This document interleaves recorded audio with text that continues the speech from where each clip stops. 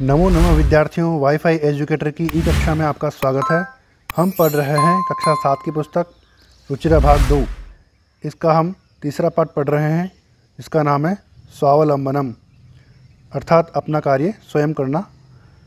और आज हम इसका प्रथम भाग पढ़ेंगे। तो चलिए शुरू करते हैं। तृतीयः पाठः स्वावलंबनम। कृष्णमूर्तिः श्रीकंठश्च मित्रे आस्ताम। कृष्णमूर्ति और श्रीकंठ दोनों मित्र थे। श्रीकंठस्य पिता समृद्धः आसीत्। श्रीकंठ के पिता धनवान थे या समृद्ध थे।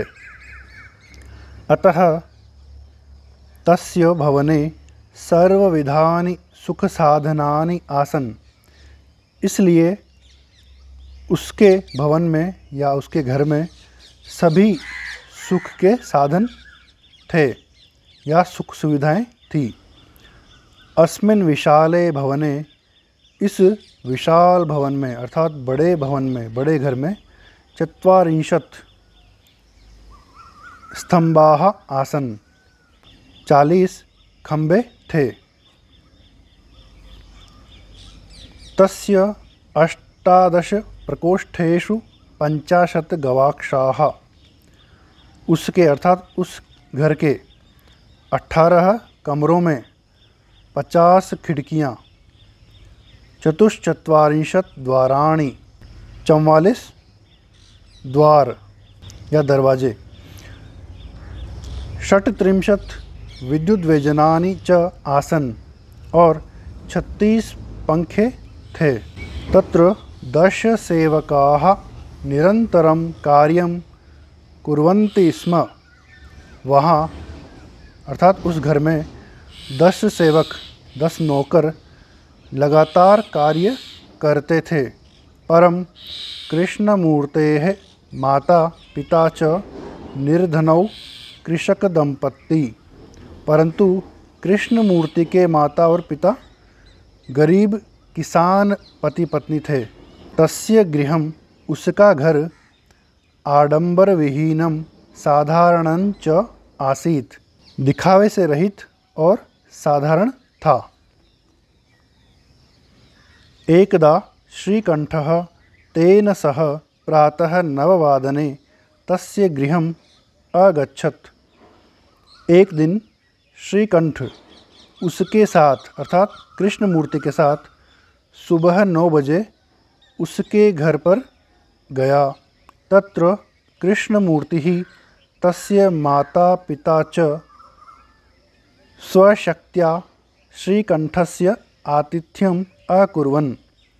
वहाँ पर अर्थात उसके घर में, कृष्णमूर्ति के घर में, कृष्णमूर्ति और उसके माता पिता अपनी सामर्थ्य के अनुसार श्रीकंठ का आतिथ्य सत्कार किया। एतत् दृष्ट्वा श्रीकंठः अकथयत्। यह देख करके श्रीकंठ ने कहा, मित्र, हे मित्र, अहं भवतां सत्कारेण संतुष्टोऽस्मि। मैं आपके सत्कार से संतुष्ट हूँ। केवलम इदमेव मम दुःखं यत्, केवल यही मेरा दुख है कि तव गृहे एकोपि भृत्यः नास्ति। तुम्हारे घर में एक भी नौकर नहीं है। मम सत्काराय भवतां बहु कष्टं जातम्। मेरे सत्कार के लिए आपको बहुत कष्ट हुआ। मम गृहे तु बहवः कर्मकराः सन्ति। मेरे घर पर तो बहुत से नौकर हैं। तदा कृष्णमूर्तिः अवदत्। तब कृष्णमूर्ति बोला, मित्र, ममापि 8 कर्मकराः सन्ति। हे मित्र, मेरे भी 8 नौकर हैं। ते च, और वे हैं 2 पादौ अर्थात 2 पैर, 2 हस्तौ 2 हाथ, 2 नेत्रे 2 आँखें, 2 श्रोत्रे 2 कान। इति एते प्रतिक्षणं मम सहायकाः। ये सभी हर समय मेरी सहायता करते हैं या मेरे सहयोगी हैं। किंतु तव भृत्याः सदैव सर्वत्र च उपस्थिताः भवितुं न शक्नुवन्ति। परंतु तुम्हारे नौकर हमेशा हर जगह उपस्थित नहीं हो सकते हैं। त्वं तु स्वकार्याय भृत्याधीनः। तुम तो अपने कार्य के लिए नौकरों पर आश्रित हो। यदा यदा ते अनुपस्थिताः। जब जब वे अनुपस्थित होते हैं, तदा तदा त्वं कष्टम अनुभवसि। तब तब तुम कष्ट का अनुभव करते हो। स्वावलंबने तु सर्वदा सुखमेव।